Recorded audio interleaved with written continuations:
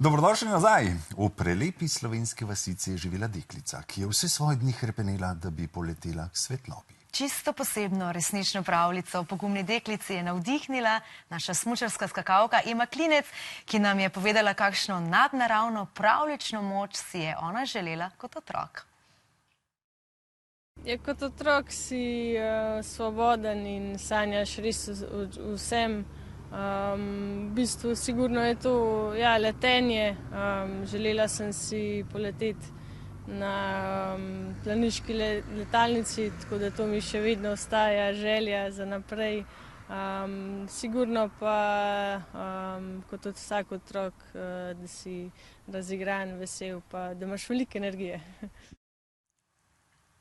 In v studiu sta že avtorica pravljice Bojana Fende-Habola in pa urednica Tadeja Zupan. Dobro jutro. Dobro jutro. Dobro jutro. Pozdravljeni. Predno pa nadaljujemo s pogovorom, imamo eno zelo prijetno nalogo in sicer imamo knjigo, ki jo bomo podelili našim gledalcem. Ja, in en izvod torej bomo podelili z vami oziroma vam, tako da pokličite nas in nam zaupajte, komu bi prebrali pravljico Deklica, ki je poletela z mirom, pa da vidimo tudi, ja, no, v izvodu, ki pa ga prejmete, se skriva še eno presenečenje in to je, ja, prav ste uganili glede na posnetek, podpis oziroma, kako se temu reče?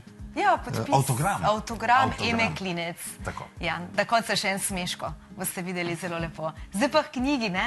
Seveda, k zgodbi. Zdaj, odkje je sploh ideja, da napišete knjigo? Glejte, ideja je nastajala kar vrsto let. Sam iskala sem glavno junakinjo. Moje vnuke učim, da kdor bere knjige, živi tisoče življenj. In imamo poseben obred in vsak človek, ko se znajde v vlogi babice, tako kot sem jaz zelo rada babica, razmišlja, kakšen svet bomo pustili našim otrokom. A bo to miren svet? Mir je danes privilegij. To je ena od glavnih vrednot. In pa potem, kakšne človeške vrednote ne bi človek z velikim čajem gojil v svojem življenju. In Ema poosebila te vrednote, ki sem jih jaz želela sporočiti svetu. Ob miru še druge vrednote, pa da ne bom preveč povedala, kajti treba je brati ne samo z očmi, srcem, kajti bistvene stvari so v čem nevidne. Ja, je rekel že princ, mali princ je to rekel. A vas je ideja o tovrstni knjigi takoj prepričala kot urednico? No, z Bojano sva na neki način že tandem, poznava se že dobrih 10 let, bila je tudi moja gostja v Cankarjevem domu.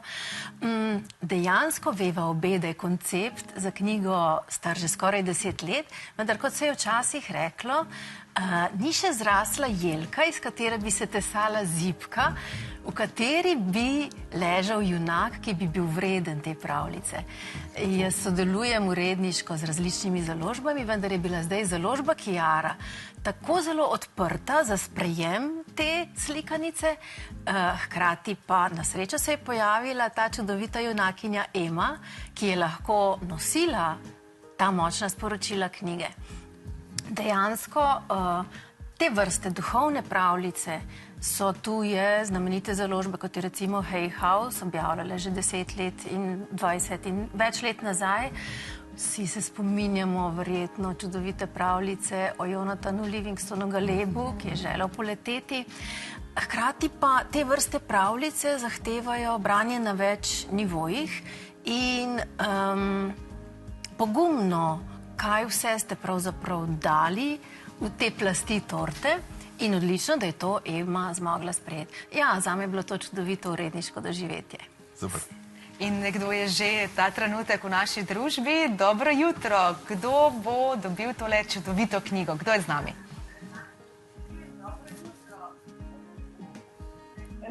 Dobro jutro. Ja, se slišimo? Babica Veronika tukaj. Pozdravljeni. Dobro jutro. Komu boste brali to knjigo? Podarila moji vnukinji, ki je imela rojstni dan v nedeljo. Vse najboljše. Vse najboljše. Ja, in moram povedati, da zelo rada posluša pravljice in da bo te sigurno zelo vesela. Absolutno. In kakor smo slišali že našo gostjo, tudi vi jo boste veseli, če jo boste le znali nekako sprejeti srcem. Tako da čestitke, knjiga s podpisom Eme Klinec je vaša. Najlepša hvala, lep pozdrav, lepo boste. Hvala lepa za klic. Ja, kaj o tem, da je postala pa glavna junakinja pravljice, pa pravi Ema, ne, tudi to smo jo vprašali, zato poglejmo. Ja, meni osebno je bilo zelo lepo, da je nekdo pač v meni prepoznal tudi nekaj drugega kot samo rezultate, tako da sem izjemno hvaležna Bojani, ki je prišla na plano s to idejo. Zdaj, ko smo govorili z Emo, je dejala tudi, da ste nekako ujeli vse te like, ki nastopajo v pravljici, kot da bi v bistvu že vnaprej nekako začutili, da bo ta zgodba res dobila enkrat personalizirano verzijo. In kot da bi poznali njene domače. Mamo ste pa je zadeli popolnoma. Poglejte, verjetno gre za arhetipsko, procesno pravljico za vse starosti. In mama kot arhetip, oče kot arhetip, in potem Karnion, modrec, je arhetip srčnosti in modrosti. Vsekakor pa Ema pooseblja vse tiste vrednote, ki jih jaz želim dati tudi svojim vnukom. Kako ne naključje, moj Noam, moj drugi vnuk, imel tudi rojstni dan v nedeljo. A res? No, to pa je naključje.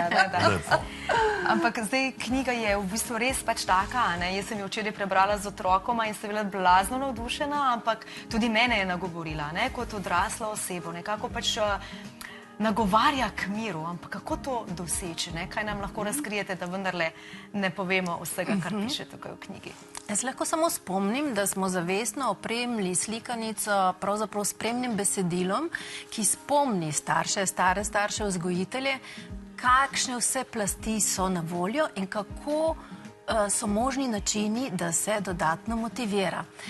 Torej, ravno te dni sem prebrala, prej ste omenili bralno značko in da bo otrok bral to za bralno značko. Moj oče je bil dolgoletni predsednik bralne značke in te dni je prišel mi pod roke zbornik, ki so ga izdali ob 40-letnici. Tam je zapisal, bolj zna mentor motivirati, bolj se umakne. In dejansko, ko imamo ta znanja, ki so zapisana še na koncu, ki izhajajo iz Bojaninega gestalt pristopa, smo opremljeni s tako odlično orodjarno, da otroku ponudimo čim več možnosti in se pravzaprav pri tem umaknemo. No, mislim, da je imel pri tem moj oče v mislih Jože Zupan, v mislih ženo Danico Zupan, ki je bila dejansko motivatorka 50, 60, skoraj 70 let nazaj, ko sploh še nismo poznali te besede.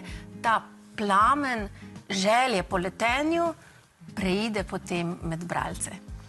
In kot ste omenili, če za to odpremo srce, potem nas lahko zelo hitro zadane, tako kot knjiga uči tudi o notranjem miru, ki je v današnjem času še kako pomemben.